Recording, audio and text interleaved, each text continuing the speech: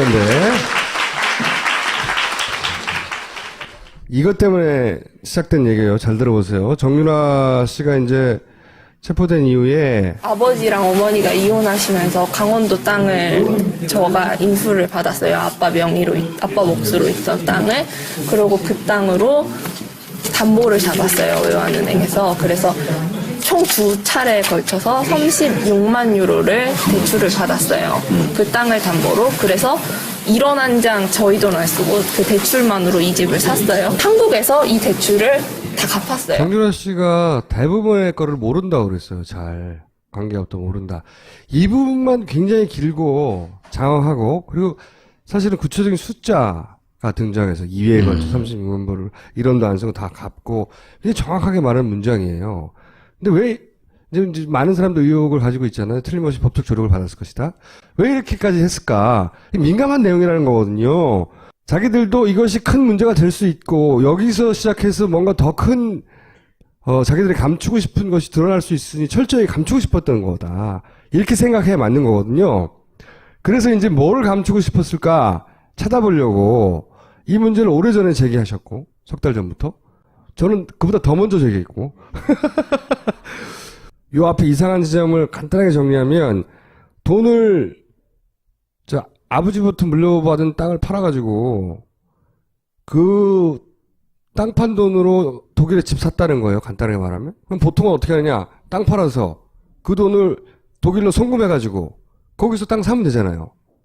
근데 여기서는 이상한 방식이 등장합니다. 뭐냐면 우린 잘 들어보지도 못한 외화 지급 보증서. 그러니까 신용장. 스탠바이 신용장이라고 전문용어를 하던데 신용장을 개설을 해요.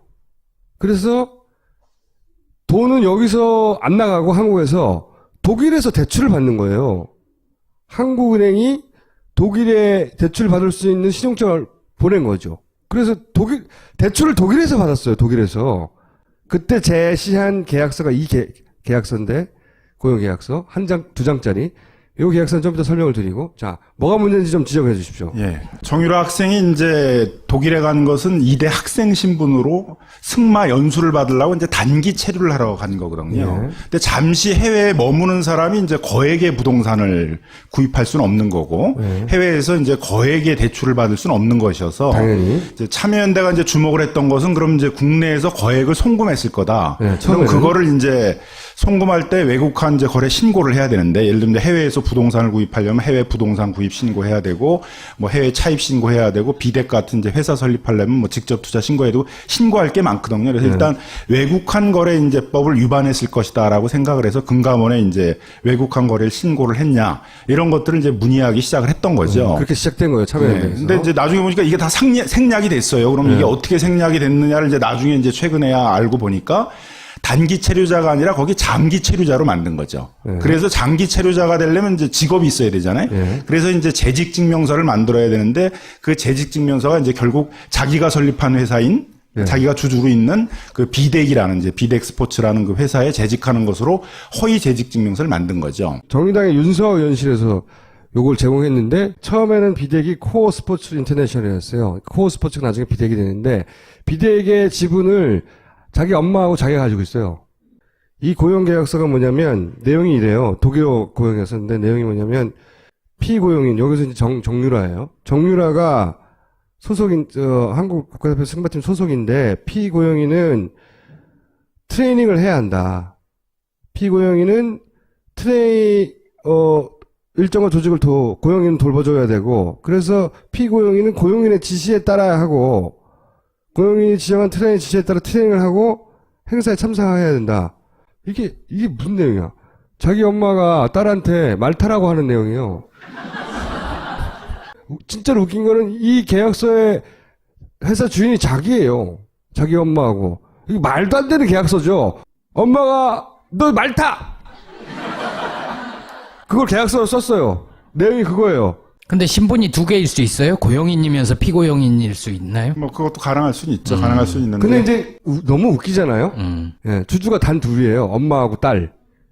그 다음에 이제 말을 타면 보수를 받아. 보수를 여기 받고 12개월로 분할해서 지불하고 사인은 이게 끝이에요. 근데 이 황당한 계약서로 대출을 받죠. 자기는 말 타기 싫어했는데 엄마가 자꾸 타라고 하니까 저런 계약서를 썼나 보죠. 그렇게 이해할 수는 있지만 은행이 그걸 보고 돈을 주면 안 되죠. 일단 이제 비덱 그 스포츠라는 게 회사인데 회사라면 뭐 매출도 있고 뭐 무슨 영업이 있고 그래야 되잖아요. 근데 사실 그런 게 하나도 없단 말이에요. 그냥 페이퍼 컴퍼니에 불과하니까.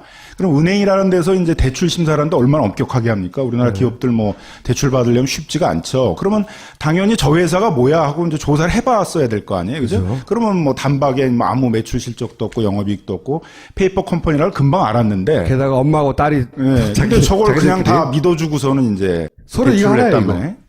근데 이제 저 서류만 갖고는 사실은 해외에서 대출을 받을 수는 없고, 네. 그럼 이제 장기 체류자니까 고용허가서 이런 게 있어야 되잖아요. 네. 우리나라도 마찬가지로 외국인이 와서 직업을 얻으려면 고용허가서가 있어야 되는 것처럼 그런 이제 독일이 발행하는 노동허가서도 있어야 되고 체류허가서도 있어야 되고 그러는데 그런 서류를 하나도 갖출 수가 없잖아요. 그렇죠. 러니까 이제 그런 서류를 하나도 갖추지 못했는데도 대출이 나갔다 이거죠. 네. 그래서 이제 그럼 이게 어떻게 해서 이렇게 대출이 나갈 수가 있느냐? 뭘 봐냐면 이제 신용장을 발급받은 거예요. 뭐 잘 아시겠지만 신용장이랑 보통 무역 거래할 때 발급받는 거거든요. 그래서 그 신용장을 이제 은행이 외화 지급 보증을 하는 이제 신용장을 발급받아서 그걸 가지고 가서 이제 독일에 가서 대출을 받는 그런 식을 취한 거죠. 그러니까 기업들이 보통 이제 해외에 있는 지사들이 대출 받게 할 때 쓰는 방식들인데 그 방식을 쓴 거죠. 네. 그러니까 이제 송금이라는 외국환의 송금이라는 절차가 싹 생략되니까 외국환 거래 신고 이런 게 이제 없게 됐던 한국에서 거죠. 돈 빠져나가는 게 안 나오는 거예요. 한마디로 말하면. 이 사람은 그냥 독일에서 대출을 받은 거죠. 근데 그게 엄청나게 어렵고, 그리고 하더라도 그 말씀하신 대로 무역회사들이 받는 거잖아요. 무역회사들이 현지에서 뭐 돈을 조달한다든가 그러기 위해서 받는 신용장인데 이걸 19살짜리가 이거 한 장 달랑 내고 받았다는 거예요. 말이 안 되는 거죠. 그 제도 자체가 불법이 아니라 그런 건 있어요. 그리고 이제 그 은행의 변명은 이건 기업만 받는 게 아니라 개인도 받는다. 일부 한 10% 정도는 개인도 받았다라고 했거든요. 거기에 대해서 설명해 주세요. 그래서 이제 11% 정도는 개인도 받은 게 있다 그러는데 그 11%는 이제 대부분 그 무역회사라는 기업의 임원들이나 이런 분들이 받는 거죠. 근데 19살의 학생이 소득도 없고 그동안 무슨 그 금융거래를 했던 신용의 어떤 거래 실적 같은 게 아무것도 없는데 그런 학생한테 발급받을 수 있는 건 없거든요. 근데 이게 우리나라에서는 이게 어디로 흘러갔냐면 이 대출을 승인해 준 독일의 지점장이 한국에 돌아와서 급속히 승진을 했다. 이런 식으로 흘러갔어, 얘기가. 근데 뭐 그게 뭐 은행 쪽에서는 당연히 인정할 수 없으니까 그 그건 은행 이름 정상적인 얘기하면 안 되는 거예요? 하나은행. 네. 외환은행 그러니까 합병되기 전에 외환은행에서 이제 대출받았고 지금은 합병됐죠. 근데 저는 그건 곁가지고 그 한 개인이 이런 걸 다 했을 거라고는 막 상상도 안 되고 제가 보기에 그건 일을 옆에서 도와준 사람인 것 같고 그게 가능하도록 만든 구조가 있을 것이다. 힘이, 권력이. 그걸 이제 찾고자 계속 들여다본 거죠. 그래서 결국 이제 지점 차원에서 저렇게 할 수는 없는 거고 네. 독일 이제 해외 법인 지사 차원에서 할 수는 없는 거니까 결국 본사에 이제 지시라든가 이제 본사에 요청이 있으니까 지점장도 한 게 아니겠는가 이제 생각이 든다는 것이고요. 네. 그래서 하나은행 이제 본사 차원에서 어떤 이제 이 부분에 대해서 관여나 지시가 있었느냐 이제 이 부분을 좀 밝혔으면 좋겠다는 것이고 그걸 이제 금감원이 조사를 해가지고 밝혀달라는 것들을 이제 계속 요구를 하고 있는 것입니다. 네. 그런데 이제 이 회사가 왜 세워졌냐면 삼성한테서 돈 받으려고 세운 회사거든요. 지금까지 계속 나오는 220억짜리 무슨 컨설팅 계약을 맺었다 어쩌고 하는 게 이 회사인 거예요. 이 회사.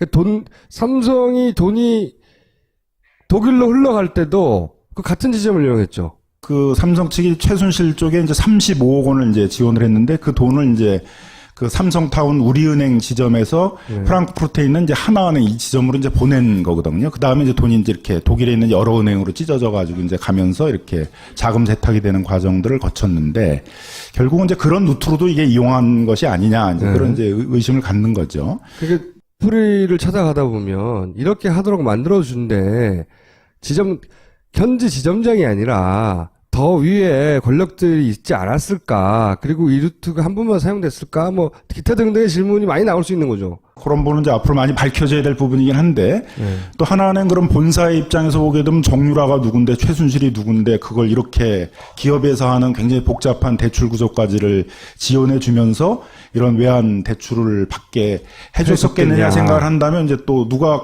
하나은행 본사 측에다가 이런 대출을 해달라고 요청을 한 게 아니냐. 정유라가 누구라고 이걸 다 봐줬겠어요. 그럼 봐줄 만한 사람이 그 은행에 있다기보다는 그 은행더러 그 사람들을 봐주라고 말했을 사람이 있었을 거 아니에요. 그 이유가 존재했을 것이고. 그러니까 지금까지 한 번도 밝혀지지 않은 어쩌면은 뭐 청와대, 삼성 이렇게 연결되는 어떤 고리가 있지 않을까? 라고 생각하게 될 수밖에 없는 거죠.